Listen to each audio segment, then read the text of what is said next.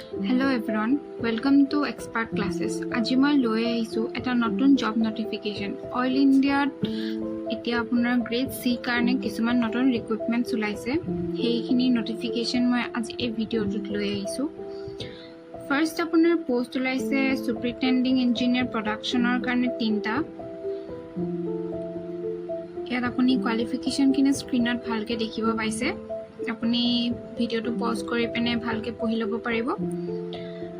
Then আপোনাৰ ওলাইছে senior officer কেমিকেলৰ 6টা। আপোনাৰ পোষ্ট গ্ৰেজুৱেশ্যন ইন কেমিষ্ট্ৰি হ'ব লাগিব মিনিমাম 2 ইয়াৰ্ছৰ। দেন আপোনাৰ সিনিয়ৰ অফিচাৰ কেমিকেল ইঞ্জিনিয়াৰিঙৰ ওলাইছে 6টা। আপোনাৰ বি হ'ব লাগিব। দেন সিনিয়ৰ অফিচাৰ চিভিলৰ ওলাইছে 5টা। তাৰপিছত আপোনাৰ সিনিয়ৰ অফিচাৰ ইলেক্ট্ৰিকেলৰ ওলাইছে 6টা। সিনিয়ৰ অফিচাৰ পেট্ৰলিয়ামৰ ওলাইছে 1টা। আপোনাৰ senior accounts officer and senior internal auditor ওলাইছে 5টা। দেন আপোনাৰ সিনিয়ৰ অফিচাৰ আইটিত ওলাইছে 3টা। সিনিয়ৰ অফিচাৰ মেকানিকেলত আপোনাৰ ওলাইছে পোষ্ট 35টা। ভালেমানখিনি পোষ্ট ওলাইছে মেকানিকেলৰ কাৰণে। দেন আপোনাৰ সিনিয়ৰ অফিচাৰ ফায়াৰ এণ্ড ছেফটিত ওলাইছে 1টা। দেন সিনিয়ৰ অফিচাৰ পাব্লিক এফেয়াৰ্ছত ওলাইছে 2টা।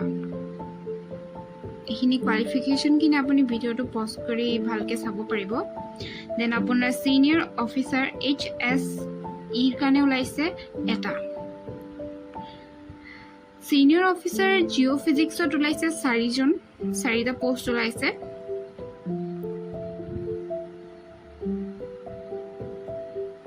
সিনিয়ৰ অফিচাৰ জিঅ'লজি ওলাইছে আপোনাৰ 3টা।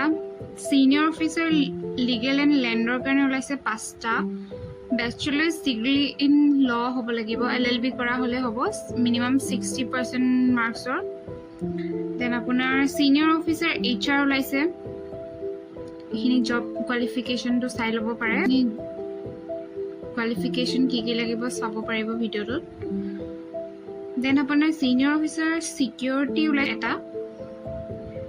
সিনিয়ৰ অফিচাৰ কোম্পানী ছেক্ৰেটাৰী ওলাইছে 1টা। দেন আপোনাৰ সিনিয়ৰ অফিচাৰ ইলেক্ট্ৰনিক্স এণ্ড কমিউনিকেশ্যনৰ ওলাইছে 9টা পোষ্ট। কনফিডেন্সিয়েল ছেক্ৰেটাৰী ওলাইছে এণ্ড অফিচাৰ ওলাইছে আপোনাৰ 1টা পোষ্ট অফিচিয়েল লেংগুৱেজৰ কাৰণে। Post graduation degree in Hindi হ'লে হ'ব। Every minimum 3 years of post qualification experience বিচাৰিছে কিন্তু আপোনাৰ ইয়াতেই। আপোনাৰ আদাৰ ইনফৰমেশ্যনছখিনি চাওঁ।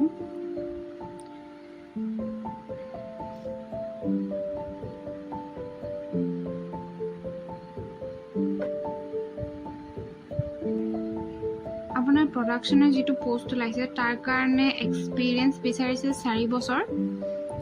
আৰু যিটো সিনিয়ৰ অফিচাৰ চিকিউৰিটি ওলাইছে সেইটো কাৰণে 2 yearsৰ বিচাৰিছে। কনফিডেন্সিয়েল ছেক্ৰেটাৰীৰ কাৰণে 2 yearsৰ এক্সপিৰিয়েঞ্চ বিচাৰিছে। হিন্দী অফিচাৰৰ কাৰণেও 3 yearsৰ বিচাৰিছে।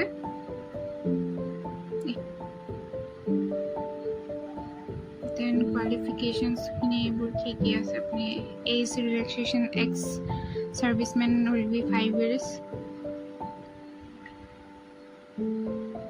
আপোনাৰ এপ্লিকেশ্যন ফিজ দেখিছে জেনেৰেলৰ আৰু OBC NCLৰ কাৰণে 500+ এপ্লিকেবল টেক্সেছ কিবাকিবি থাকিব। আৰু SC ST PWBD and EWS আৰু এক্স ছাৰ্ভিচমেনৰ কাৰণে ফ্ৰী হয়তো।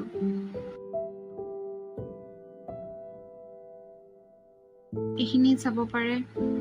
এইখিনি পোষ্ট ৱাইজ মানে ছাবজেক্ট ৱেটেজবোৰ দিয়া আছে।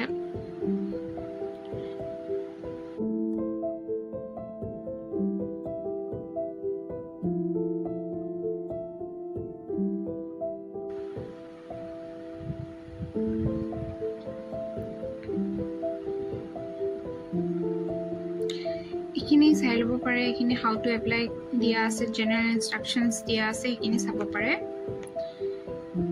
আৰু আপোনাৰ ডেট অফ কম্পিউটাৰ বেছ টেষ্টৰ কাৰণে 1 November 2025 দিছে। টেণ্টেটিভ ডেট হয়তো, একজেক্ট ডেটটো নহয়, যাৰ একজেক্ট ডেটটো আকৌ ওলাব এক্সট্ৰাকৈ।